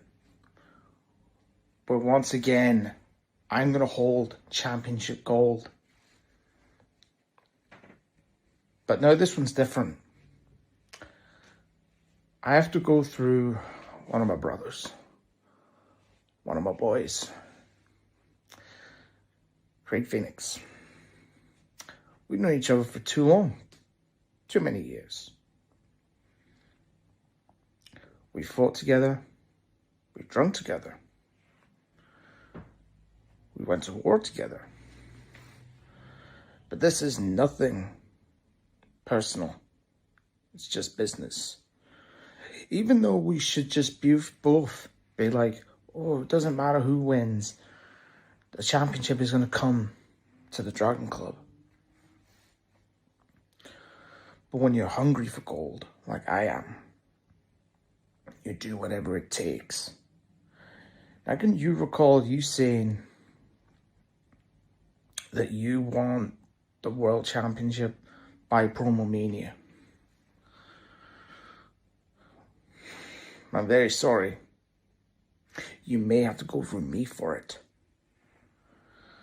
Now, as I've heard from the Demoness last week, and as you've heard me on Aftermax last week, it's going to be me and the man they call Cypher, one-on-one, at Promo Series.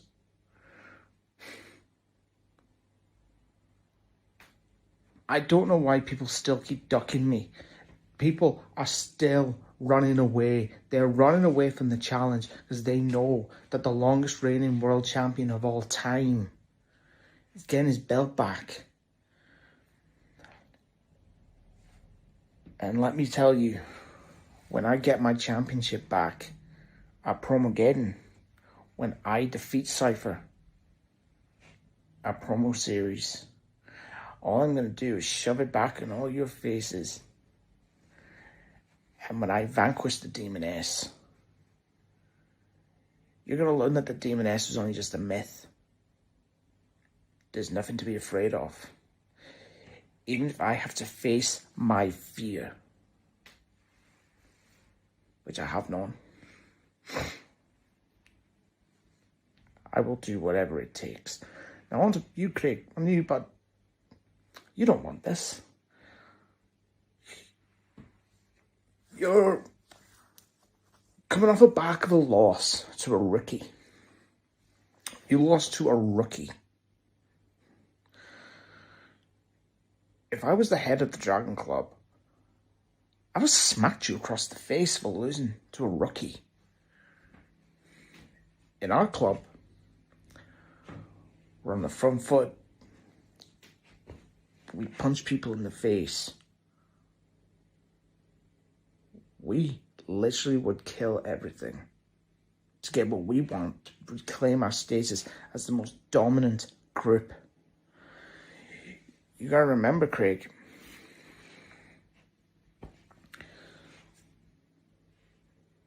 you do remember when we all lost to the Caroline Combat Carpet Cleaners, whatever the hell their name is. Me and you were meant to go to war, but we did. But unfortunately, I'll admit, I took the loss. I put everything at risk to not give you or Daz the World Championship. But thankfully, that rule's gone now. But when you mentioned that you want that World Championship just before Promo Mania, or at Promo Mania, and if you've got to go through me, I'm very sorry. It's going to be dream over. And that, my friends, is why I am top of Group A. And I know coming soon, I face my old rival, Teddy P. The Timu Undertaker. Or should I say Timu Mordecai.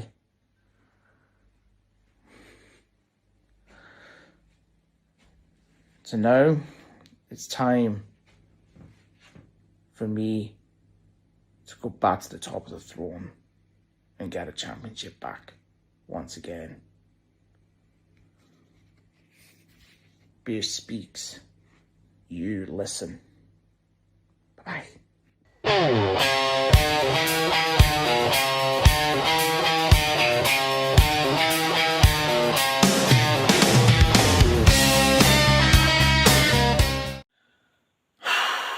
Well, here we are, finally. Probably the match we've both been waiting for since this entire promo climax started. Myself versus my brother-in-arms, Mr. Jonathan Beer. Now I get it, brother or no brother, it's friendly competition and not to be taken personally. But Jonathan, right now, I don't see you as a brother. I see you as a roadblock that I must overcome on my way to reaching my ultimate goal. And let's not forget the history that we have together. Let's not forget that I am the very reason you still cannot challenge for the knowledge title for the next at least 8 months. But yet when I did that, I was still nice enough to hand you the World Championship when I smacked a chair into my own cousin's back at Max 500. A little over a year ago. And yet, even when I did that, I don't recall even so much as a thank you. I had to get in your face and challenge you man to man for that title. Only what happened? The last time we were supposed to meet, the captain super kicks me in the face and you scrape by me without even making an appearance. Hell, that wouldn't even be the first time you no-showed a match against me. But that's in the past. I'm over it. And now I'm more focused on moving forward. I'm looking forward to and heading towards the future. And in my future, I see a lot of gold. Yes, I gave myself a time frame as extra motivation, but rest assured, I intend to seize the Holy Grail one more time. And if I have to go through you to get it, just remember, it's nothing personal. And I will always love you, my brother. Yet, if by some chance I do fail, you can bet your laughed ass cheek I will... You can bet your left ass cheek I will go down swinging with every ounce of blood, sweat, and tears that I have. Beer, I love you. But right now you're in my way. And before I go, I'm wondering if you could just clarify something for me. Why is it, in your promos lately, you suddenly have a Scottish accent? Why, could you please explain to me and everyone else why you suddenly have a Scottish accent in your promos? I'm sure me and everybody else, we would appreciate it so much. Because that's what I can't understand. That's what I can't wrap my head around. I can't understand it. So please explain it to me. And I thank you in advance. That's all. See ya. Just 3 weeks away, we reach the end game. But breaking news, it is now a 2-day event. So join us November 25th and 27th for Promo Series 10 Endgame, featuring predictions for WWE's Survivor Series and reactions from all AEW's Full Gear. Yeah, the card is just too packed for one night. We've had to split it up. So, Steve and Mike finally unite as Mike Larkin teams up with his long-running co-host Stevie Nicks, no, not that Stevie Nicks, to challenge DC and Mo. They're right here for the Max Tag Team Championships in Tag Team TV Rules. Give your balls a tug. The promo climax finally reaches its climax as the winners of Block A and Block B face each other for the Max Unified Championship. And the runners-up will win an unspecified championship. Keep your eyes peeled. In the traditional winner stays on gauntlet, Ted P. De Niro puts his Knowledge Championship on the line. His first challenger gets his rematch. It is an El Jefe himself, Moses Marquez, followed by the man we call Cypher, followed, as usual, by a mystery third opponent. And as we heard last week, the Demoness has issued the challenge for Beer and Cypher to go one-on-one with the winner, challenging her at Promo-Geddon for the World Championship. Stakes are high, and it could be triple-double duty for one of them. Once again, it is now a 2-day event. Promo Series 10 Endgame comes your way November 25th and 27th. Go to maxwrestlingnet.weebly.com/promo series for more information. Do it. Join us for the 2 days. But we're not going anywhere yet because we have 2 lists. One is nice, one is not so nice, but we always check them twice. It is time for the Bell End Board. You guys do this to yourself each week. Each week. What the hell's a bellend? A bellend? You're a bellend, mate. Look, bellend 1, bellend 2, big veiny bellend over here. I forgot Ryback was so high on there, but he's in triple Yeah. figures. Well, I remember like earlier in the year, he was just going on stupid rant after stupid rant after stupid rant. Yeah. Now somebody told him to shut the hell up, or they took his phone away. I can't tell which one. Both? There it is. That one works for me. But you know, it's time for, and it's already bad enough that he's back in wrestling. It's bad enough that he has a podcast based on wrestling, and he's still making money off it, even though he was one of the worst to ever do it. I'm giving a fucking 100 points to Vince Russo for all those things added up, but for mainly his fucking rants on the internet as of late. I think we talked about one of them he did last weekend, and now we have this one this week where he was, and then we had referred to it earlier in the show, where he had referenced Edge being loaned to the WWE so that way John Cena and Edge can have like their final little whatever. And in the terms of footy, of the soccer world, when you loan a player out, that other team agrees to pay part of their salary, if not the whole salary, for the remainder of the season. Or in some crazy instances, it's the opposite. Hey, I just need this guy to get minutes. We'll pay his salary. You fucking play him. Okay, cool. That ain't gonna happen here. No. That not in fucking fantasy land. It ain't gonna happen. Okay, this isn't welcome to this isn't welcome to Wrexham. Okay, you're not trying to get your fucking team noticed on fucking Hulu because Ryan Reynolds and shit. No. This is heated guys, heated competitors, because look at all the fucking counter programming and all the other bullshit that's going on in the background. We talked lightly on the Andrade thing. A released wrestler who got called back for a 90-day fucking clause then said, "Oh, you fucking signed too early? You can't wrestle for a year, bitch." And it's like, huh? So again, if you're thinking that loan can happen, why the fuck did this happen? It's out fucking rages. Just out fucking rages. Just out fucking rages. If it ends up happening, if some weird fucking thing happens and Edge does show up to be John Cena's last guy, I don't know. I'll get on the show with my shirt off or something. I don't know. Get his fucking and praise Nick shit. Patrick. I don't know about. I'm not going that far. I'm not going that far. But if it happens, it'll be an incredible fucking moment. But I'm also not banking on the incredible. The thing is also, he'd have to compete in the tournaments before the pay-per-view, which would completely ruin the surprise. Ta-da! So it's not going to be a random mystery opponent that we haven't seen in WWE for a long time. We're going to see people that we haven't seen in WWE for a while, but they're going to be in the tournament. Mm-hmm. So Matt Cardona, probably. Yeah, that's probably the most likely. I don't know if that's going to be the person to win the tournament, but I think he's the most likely outsider to be in it. That'd be fucking cool. I mean, I know it'll never happen, but people say, "Well, it'd be cool to see Tanahashi and Cena."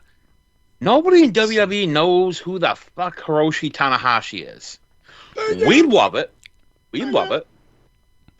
We would, Kenny. We would love to see it. Yeah, but it won't happen. But with as much bad blood as there is between Paul Levesque and Tony Khan, not gonna happen. Not gonna happen. We have a better chance of Cena going to the Tokyo Dome. It's also funny, Alec, how even AEW diehards have shat on Edge's or Adam Copeland's run, but WWE fans especially, and now all of a sudden you want him back for a match with Cena? Pick your lane. You're full of shit. Pick your lane. Pickle. Who else we got for the Bell End board? Let's see. We got Russo hit. I got one. Who else? Go for it. 100 points for Nick Khan. Oh, God. For being an out-of-touch turd. To not realize that the average American fan, you're pricing out your fans. Say everything you want about Vince. And Vince is a scumbag. We can all admit that. Yeah. Yes. But Vince knew how to cater to the audience. He knew that the working class fan were his bread and butter. Mm-hmm. To paraphrase the greatest of all time, Dusty Rhodes, you got people who can't afford to eat. You got people that don't know where their meals are going to come from or how they're going to pay their bills, their rent, their utilities. And you're charging fucking $200 for a not even halfway decent fucking seat? Fuck you. Nosebleeds, baby. And actually, I'm changing that 100 to 300. Damn. Very surprisingly, this is the first time all year Nick Khan has been on the board.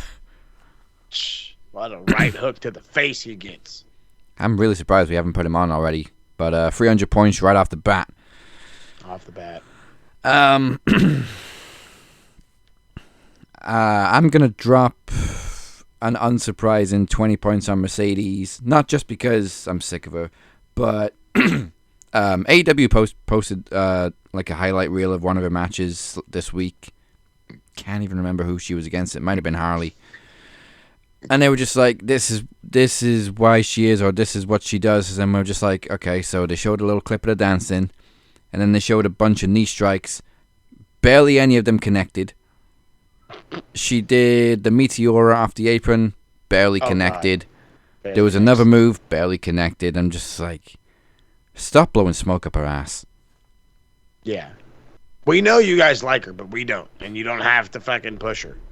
No, and I don't hate to say it. She is overrated. She's nowhere near as good as people make her out to be. She was at one point. At one point, she could have been considered one of the top 5 in the world. That was many years ago. Yeah. Fuck. Her match with Bayley, the Iron Woman match, is still one of the best matches I've ever seen in NXT. But she's far from that now. Not yet. She's not even. The form has fallen off, as we say. She has been well out of form, at least to that degree. And yeah, no, she's not who you think she is. I almost go as far as saying she's pretty much a parody of herself at this point. Yep. It's certainly a parody of Ultimo Dragon. Oh, for shame. You do not besmirch the good name of Ultimo Dragon. No, and they've actually announced it now in the arena. Mercedes Ultimo Money. I did throw up my mouth a little bit when I heard that. God damn it, Justin. Yeah. You know, and just for allowing that. Yeah, Justin, sorry. 200 points for Tony Khan. Right. Be nice. 200 for Tony Khan. 200 for Tony and 20 to Justin. I know it's not your fault you had to say it, but still. Right. We know you had a gun to your head. You don't want to have Bryan Danielson come out and choke you with your own tie again. Yeah, nope, don't do it, he's only sitting at ringside now. I'm about to say he's all 8 steps away. Well, actually 2 steps. Don't get. He probably will look at him and just say, "That's a nice tie you're wearing, Justin." And fucking Justin will run for the hills. Where's Justin going? Oh, B-Drive fucking insulted him. Oy vey. Anybody else to give some points to? I actually do have one. Oh, shoot it.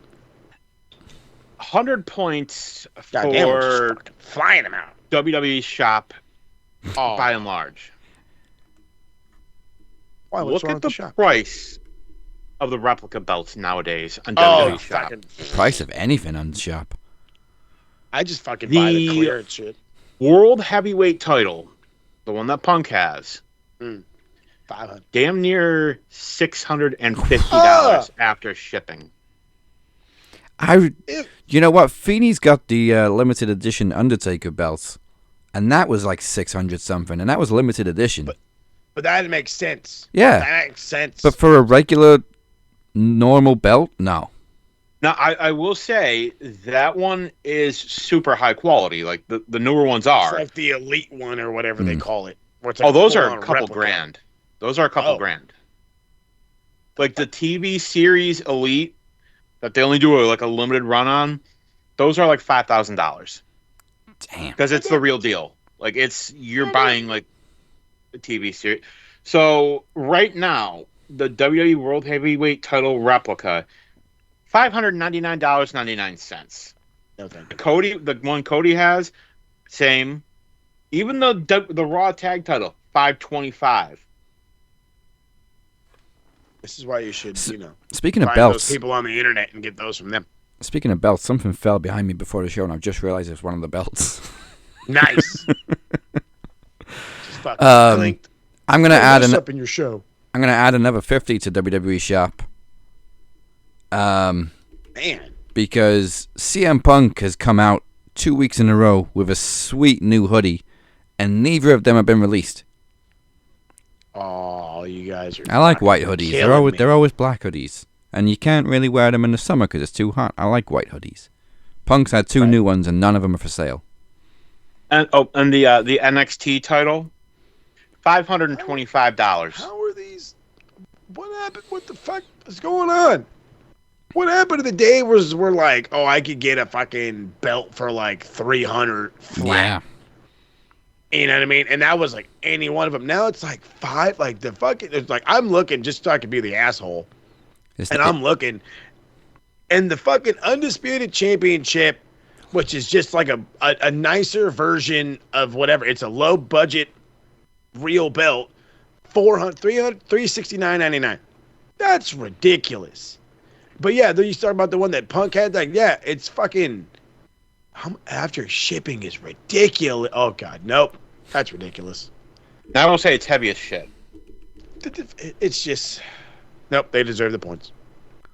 So it's not just ticket prices that are being hiked. Let me look on the Euro shop. Yeah. Look, let me know if it's any different over there. Now the undisputed. They did add the white Punk hoodie. $450. Oh, they just added. I looked like last night. It wasn't there. At least on the American shop, they did. Ah, well, yeah. Euroshop's always a couple of weeks behind too. But bastards. Okay. Ooh, hello. So 1,000 for a Roman Reigns autographed undisputed title. Nope. He's signing with his wiener. Let me look at highest price. 1,100 for a John Cena autographed Spinner US title. Again, did he sign it with his wiener? It's the only way I'm paying $1,000 for this shit. That's almost gone, actually. And then two more that are almost gone are LA Knight autographed US title. Yeah. For 800. Or a Gunther autographed replica of the World Heavyweight title, 750. Oh, that's disrespectful. You tell me Gunther's signature is fucking lesser than everyone else? That's fucked. It's worth 50 less than LA Knight, and it's a more prestigious title. Well, it's a higher ranked title. So you're telling me you like LA Knight more than you like Gunther? Got it. Yeah, we have one on the American side. They had a Jacob Fatu signed US. That one, let's see how much that bitch is. There you are. Gunther autograph IC 650. Lord. New Day autograph tag 550. We don't like the New Day no more. Jey Uso autographed Royal Rumble $25 themed 800. Oh, and then they say they don't like him. They said he got buried. Jacob Fatu signed US $800. Yeah, that's yeah. Absolutely signed it with his weed. Absolutely. He's a madman. There's also a Chelsea Green signed women's US title. It's worth 100 less than LA Knight. Hey, she's never been creamed so much in all of her days. Dominic Mysterio. Dirty Dom signed IC title 650. Dude, you do all right, dude. You do my man injustice. My man injustice. This one takes the cake. Damian Priest and Rhea Ripley autographed Bash in Berlin replica World Heavyweight title. $999.99. Damn. Do it. I mean, it's mommy. But still. 99 problems, and the lack of money is definitely one. Cody Rhodes and John Cena autographed WrestleMania 41 weight belt, $800. A fucking weight belt? A fucking weight belt? Yep. I don't want to do this anymore. This is ridiculous. That's ridiculous. Sharp, you've earned those 150 points this week. Yes, sir. That's all we got, unless you got somebody else. One last one. It's an honorable mention. 75 points to WWE fans for supporting this bullshit. To get old fashioned IC, dub IC, I love it. Yeah, we'll throw them 75. Yeah, they're pretty fucking everything. That puts them on a nice 660. I'll throw some points to Triple H, just because there's nothing uberly special going on in WWE right now. Not like a couple of years ago when it was all Roman and the aura of the bloodline, and it was cinema week after week. I don't expect cinema every week, but I do expect a little more than what we got on Raw. Mm-hmm.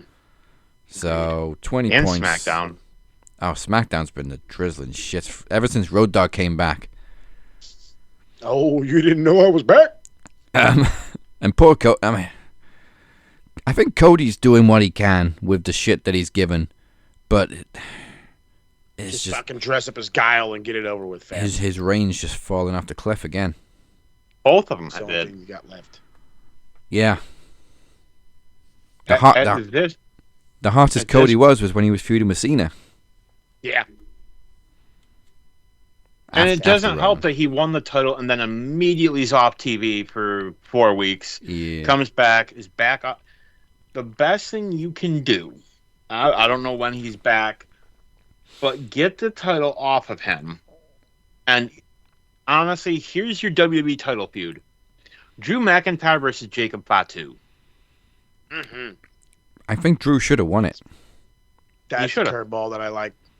Now, if you really want to spice things up, have Cody be the guy that took out Jacob Fatu. I can dig that. Can you dig it? I can.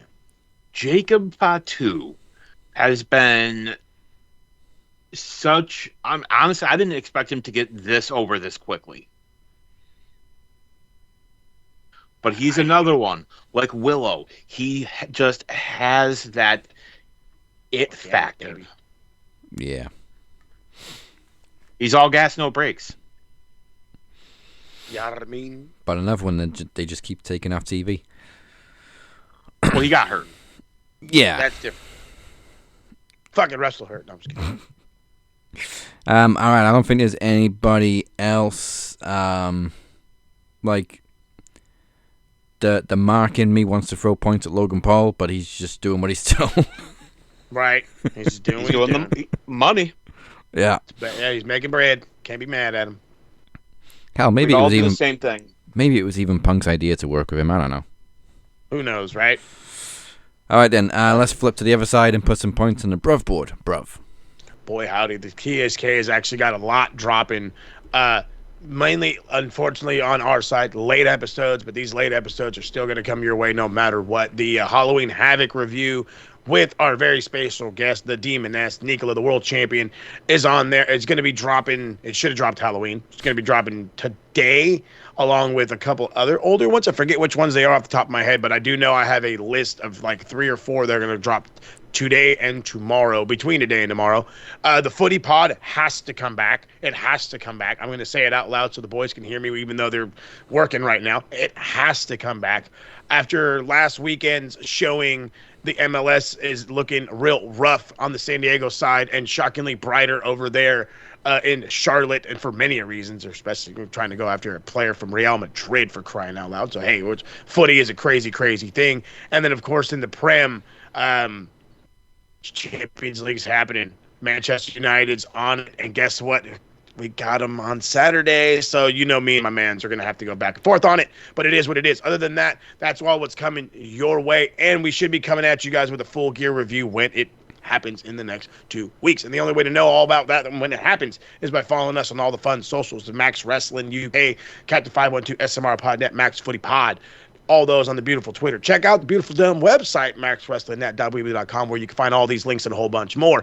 And, of course, you got to be a part of the group, and the best way to be a part of that group is hitting that like and subscribe button right here on the YouTube, and then heading over to our Facebook page, joining that, and being a part of the group. We can also be found on the Twitter, on the Instagram, on the TikTok, and all the other fun socials that you can find us on. Again, Facebook is where all this happens. It's where Aftermax goes down. It's where the voting happens for Aftermax, along with the website, and it is an opportunity for you to be a part of this show in a bigger way. You could be an EVP just by simply commenting and submitting posts on the page all the time, or if you want to get fancy, maybe you can jump in the mix of the knowledge game, or maybe even the promo game. You got to be part of Facebook to get it done. Matt and Nick Jackson, you want to be EVPs again? There's your chance. There's your shot. Yeah, we don't got any money matches, but speaking of promos, next week, in the final 2 weeks of the prelims in the promo climax, we are back to 3 matches. So next week, huge week, it is Cypher versus Rodney Slabovich, Blade Rodriguez versus Robert Davis, and the big one, myself versus Mo. Had to go down. That is the penultimate week of the prelims. We got 1 week after that before we get to the finals, so do not miss the promo climax. And don't forget to go vote for this week's matches. Once again, it is maxwrestlingnet.weebly.com/vote. Vote, vote, vote. That is it for now. We will see you next week for... No, it's not Full Gear predictions, but we'll be talking about Blood and Guts. Goodbye. Hey. And good night. Bang.